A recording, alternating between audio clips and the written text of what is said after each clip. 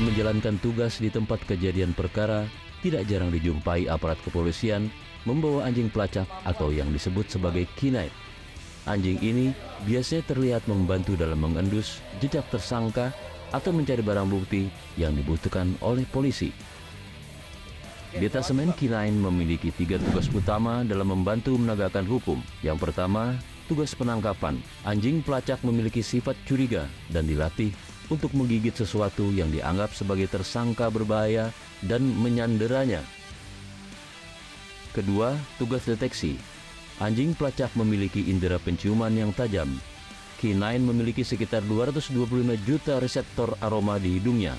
Kemampuan ini dimanfaatkan untuk mendeteksi bau-bau tertentu, termasuk mencari narkotika atau bahan peledak.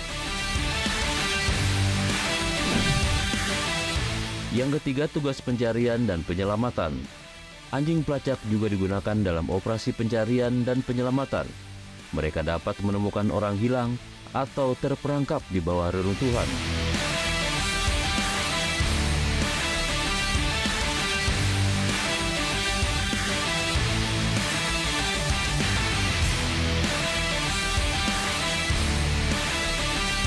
Selain detasemen K9, juga ada detasemen Turangga.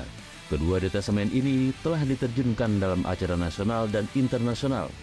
Kedua detasemen ini bekerja untuk memberikan jaminan keamanan dalam event nasional maupun internasional. Detasemen Turangga menggunakan kuda sebagai satwa operasionalnya. Turangga atau kuda memiliki sejumlah peran, dari protokoler untuk penyambutan tamu negara hingga patroli dan pengawalan. Penggunaan kuda dalam patroli berbagai tugas sangat penting, sebab memiliki keunggulan dari patroli biasa dan posisi menjadi lebih tinggi. Dengan begitu, pemantauan keamanan lebih luas dan mudah. Respon terhadap kejahatan juga lebih cepat. Keberadaan detasemen Turangga ini memberikan rasa aman saat berada di sebuah acara. Tidak hanya itu, detasemen Turangga Polri juga meraih berbagai perlombaan berkuda. Selain itu, detasemen Turangga juga dekat dengan masyarakat. Salah satunya masyarakat umum. Biasanya tertarik dan mendekat ke detasemen Turangga untuk berfoto bersama kuda sebagai salah satu objek rekreasi dan sebagai bentuk kedekatan detasemen Turangga Polri terhadap masyarakat.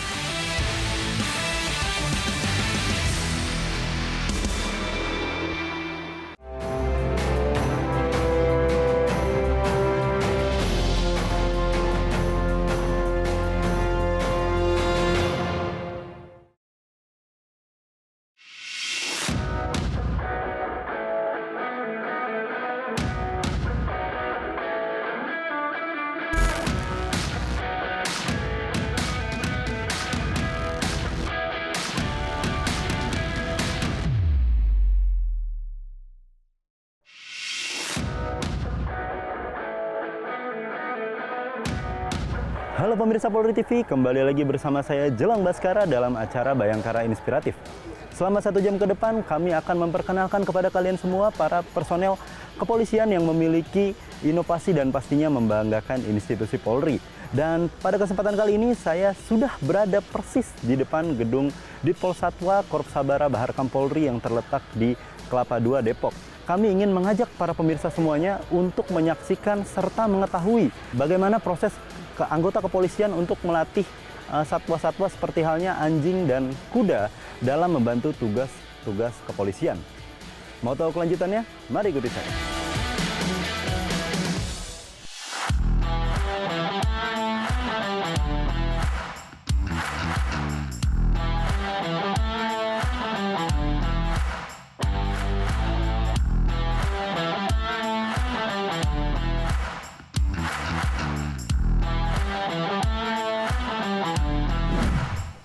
Selesai apel pagi, kita melaksanakan kegiatan rutin, yaitu melaksanakan latihan untuk menjaga. Selamat pagi, Bapak. Selamat pagi, Mas. Baik, Pak. Izin perkenalkan, saya dari Polri TV, Bapak. Ya. Nah, ini kalau boleh tahu lagi pada apa nih, Pak? Mau patroli kah apa gimana, Pak? Ini kita selesai apel pagi, mau melaksanakan latihan kegiatan rutin. Jadi ini anjing pelacak bahan peledak. Jadi setiap hari kalau tidak ada kegiatan operasional, kita melaksanakan latihan rutin.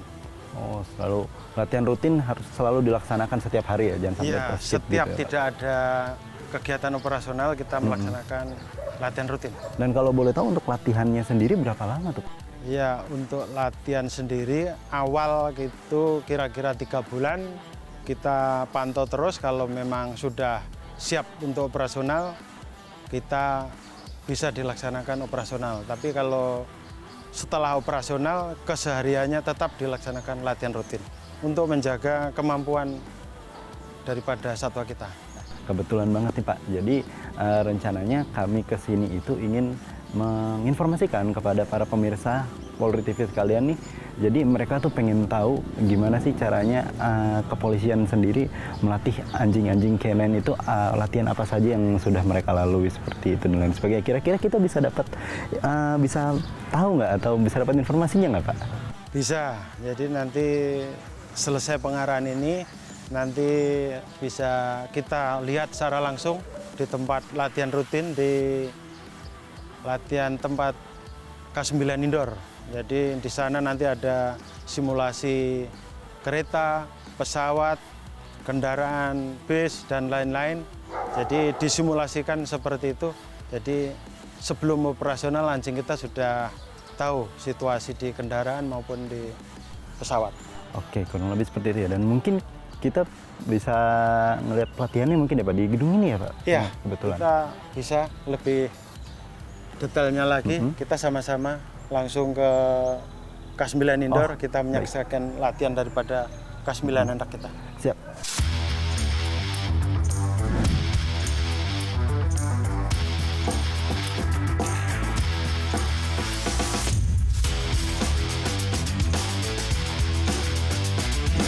Nah, izin Komandan, sebelumnya saya boleh tahu nggak dulu itu Komandan apa memang sudah lama di Ditpol Satwa atau mungkin ada satker lain yang pada saat Komandan baru masuk, Mas? Saya masuk Bintara Polri tahun 90, penempatan langsung di Subdit Satwa dulu. Jadi sebelum Ditpol Satwa dulu nama satkernya Subdit Satwa, saya masuk di sini tahun 90 sampai sekarang. Sampai sekarang, berarti sudah puluhan tahun. Sudah 30, hampir 34 tahun. Hampir 34 tahun berdinas di Subdit Satwa sendiri ya? Iya. Awalnya pada saat Komandan berdinas di Subdit Satwa sendiri, ada kesulitan ataupun hambatannya gitu nggak sih? Ada. Saya kan pendidikannya di Pusdik Brimob, penempatan di Subdit Satwa ini saya juga masih awam. Dulu masih takut sama anjing, takut sama kuda, tapi kan dibimbing sama senior-senior, ini anjingnya sifatnya seperti ini anjing yang galak yang ini. Jadi lama-lama saya biasa, saya hafal juga. Dan cara mengatasi anjing yang galak juga ada aturannya, ada SOP-nya, jadinya gitu. Ditpol Satwa sendiri itu dari awal sudah ada sejak tahun kapan sih dan sejarahnya? Dulu sejarahnya Satwa itu namanya masih Brigade Anjing tahun 1959. Jadi selanjutnya berubah nama menjadi Brigade Satwa, Subdit Satwa, terus sekarang Ditpol Satwa, Kor Sabara Baharkam Polri. Oke, berarti untuk Ditpol Satwa sendiri berada di bawah Baharkam. Di bawah Baharkam. Baharkam itu ada 3 Kor Sabara, Kor Bimas, dan Kor Airut. Jadi Ditpol Satwa sendiri di bawah Kor Sabara. Untuk Ditpol Satwa sendiri, hewan-hewannya tuh kalau boleh tahu ada apa aja Komandan dan yang diperbantukan untuk tugas kepolisian? Ditpol Satwa sendiri ada satwa K9 atau anjing dan satwa turangga atau kuda. Sementara K9 sendiri dibagi 5, ada K9 pelacak hendak, K9 pelacak umum atau kriminal, kelas K9 pelacak SAR, K9 pelacak dalmas, dan narkoba. Ada 5 kemampuan. Ada 5 kemampuan dan memang pelatihannya itu tidak disetarakan ataupun pasti dibedakan ya, karena memang tugasnya masing-masing beda. Iya, latihannya beda-beda karena dari seleksi awal sudah dibedakan. Ini untuk anjing pelacak kriminal, pelacak hendak, pelacak narkoba, dari awal sudah dibedakan, bahan latihannya juga beda. Oh udah bener memang kayak udah istilahnya di plotting gitu lah ya. Iya, kalau udah spesial lah, spesialis. Oh sudah spesialis gitu. Dan juga pastinya kalau untuk anjing-anjingnya sendiri, apakah ada jenis-jenis anjing khusus yang memang ditujukan untuk menjadi seekor canine? Kayak gitu Komandan. Anjing-anjing kita terdiri dari anjing Belgian Malinois, ada German Shepherd, ada Labrador, ada yang kecil juga ada. Anjing-anjing canine, lebih tepatnya canine, itu mereka tuh punya keahlian kayak misalkan ada sebuah bencana nih, yang mana ada korban-korban yang ibarat kata masih tertimbun gitu. Nah, canine-canine sendiri itu mereka tuh tahu mana korban yang masih hidup dan yang sudah mati, Komandan. Apa emang benar Komandan seperti itu? Ya, nanti ada itu anjing pelacak SAR. Jadi SAR sendiri nanti ada kadaver dan nanti dijelaskan lebih lanjut kalau langsung ditanyakan kepada kanitnya. Kebetulan saya kanit pelacak khusus, pelacak handak, nanti kita bisa langsung melihat cara operasionalnya. Cara operasionalnya, dan juga kebetulan banget nih karena kan saya juga penasaran, jarang banget saya ngelihat secara langsung ya canine itu beraksi. Kira-kira itu kita bisa ngelihat nggak ya Komandan pada saat pelaksanaannya? Iya, kita bisa melaksanakan peragaan latihan di lantai atas di indoor K9, kita bisa langsung. Oh langsung ke sana mungkin ya, Ya. Komandan. Siap.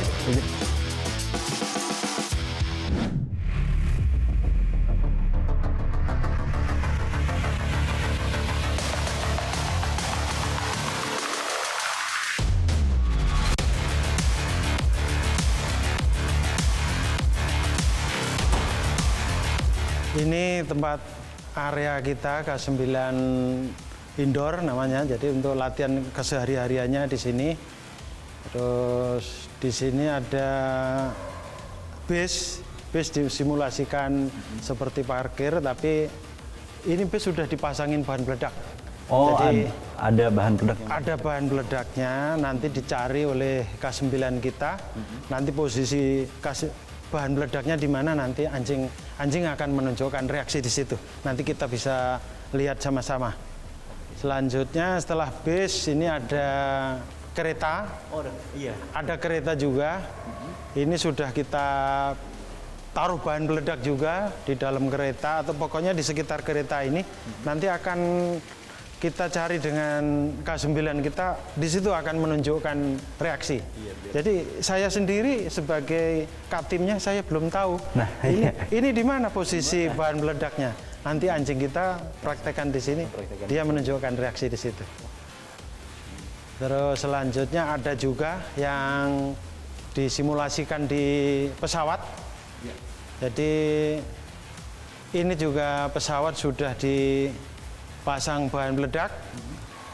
Nanti anjing-anjing kita juga sama seperti di bis maupun di kereta tadi akan menunjukkan reaksi. Saya sendiri juga tidak tahu pasangnya di mana, tapi nanti anjing kita pasti menunjukkan posisi bahan meledaknya di suatu tempat dan anjing akan menunjukkan reaksi duduk di situ. Oke, berarti memang kalau canine-nya itu sudah menemukan posisi benda yang harus mereka cari itu, mereka menunjukkan ini dengan cara duduk. Anjingnya menunjukkan reaksi, terus selanjutnya duduk, pasti di situ ada bahan meledaknya. Oke, jadi memang di sini tugasnya untuk menjadi sarana preventif juga ya. Adanya kejadian-kejadian yang tidak diinginkan juga. Kurang lebih seperti itu. Nah, jadi penasaran juga. Saya juga belum tahu nih, malah saya baru tahu nih ada ruangan ini nih. Ini memang baru Mas, jadi nanti lebih detailnya kita langsung kita panggil salah satu K9 kita melaksanakan pencarian di bis dulu, di kereta, nanti kita lihat sama-sama. Oke, Ya, baik, mari Komandan. kita lihat. Siap, Komandan.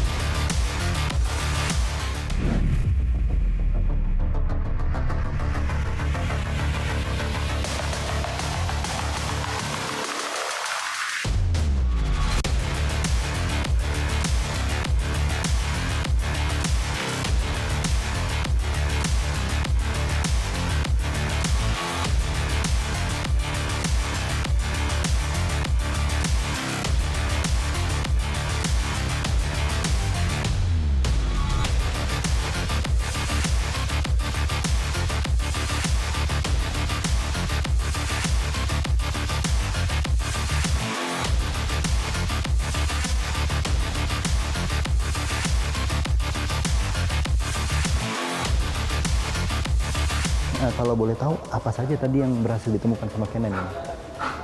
Satwa K9 Arko tadi menemukan dua macam bahan. Yang pertama bahan C4 dan kedua TNT. Ini yang ditemukan oleh Arko yaitu jenisnya C4. Dan yang satu lagi ini adalah TNT. Ini TNT. Jadi ada dua bahan yang ditemukan di tempat yang berbeda. Arko sudah terlatih untuk Ya, benar. Kita tiap hari kita akan latihkan bahan-bahan macam-macam bahan itu untuk pengetahuan untuk Arko. Kira-kira untuk latihannya sendiri itu apakah setiap hari atau mungkin ada waktu di mana Arko istirahat seperti itu kemana? Untuk kita latihan itu tiap hari. Tiap hari kita latih. Kalau memang kita lagi libur, ada waktu libur, itu kita latih sendiri. Kita sudah mandiri. Tapi kalau sehari-hari sampai apanya kita bersama-sama, bergabung semuanya. Berarti memang setiap hari itu selalu diadakan latihan, paling tidak untuk seluruh Kenen yang memang sudah standby di sini. Dan untuk latihannya sendiri setiap hari itu ada kena berapa jam? Untuk jamnya itu kita bisa mengatakan bisa satu ekor anjing itu 5-10 menit. Kita akan berulang-ulang bisa sampai 2 kali permainan. Dan pastinya kalau boleh tahu itu kan Arko itu untuk Kenen yang khusus bahan peledak atau mungkin dia bisa mencari ini lain kemana? Dia khusus untuk bahan peledak. Oh, dia khusus untuk bahan peledak. Kalau boleh tahu untuk bonding sama Arko sendiri itu sudah berapa lama? Saya boarding sama Arko sudah 8 tahun. Sudah 8 tahun. Berarti memang sudah ketemu suka dukanya. Dan kalau boleh tahu hambatannya itu apa sih dan saat pertama kali sama Arko itu? Hambatan saya megang Arko dari awal aja. Selama kan harus perkenalan dulu karakternya selama 2 minggu. Setelah 2 minggu baru tahapan latihan dasar awal selama 1 bulan, ntar dilanjutkan lagi selama 3 bulan baru dia bisa mengenal bau untuk kelanjutannya operasional. Ada Kenen yang dia tuh bisa mencari korban-korban yang jatuh di dalam reruntuhan gitu, Komandan. Jadi dia itu bisa mengetahui apakah korban yang tertimbun itu masih hidup atau sudah mati. Emang itu benar ada, Komandan? Itu ada di unit SAR. Itu memang khusus dia di unit SAR. Kita sebagi berapa unit, ada yang di Handak, narkotik, pelacakan umum ataupun PHH, ada yang di SAR. Itu sudah terbentuk sendiri-sendiri. Oke, dan pastinya dengan adanya terbagi unit-unit seperti itu, pelatihan yang dijalani oleh para Kenen itu pasti berbeda-beda juga. Benar. Nah, ini saya jadi penasaran juga, Komandan. Kira-kira saya bisa nggak nih datang untuk ngasih tahu para pemirsa juga Kenen yang dari tim SAR itu seperti apa? Bisa, silahkan. Nanti kita akan tunjukkan untuk Kenen SAR-nya sendiri.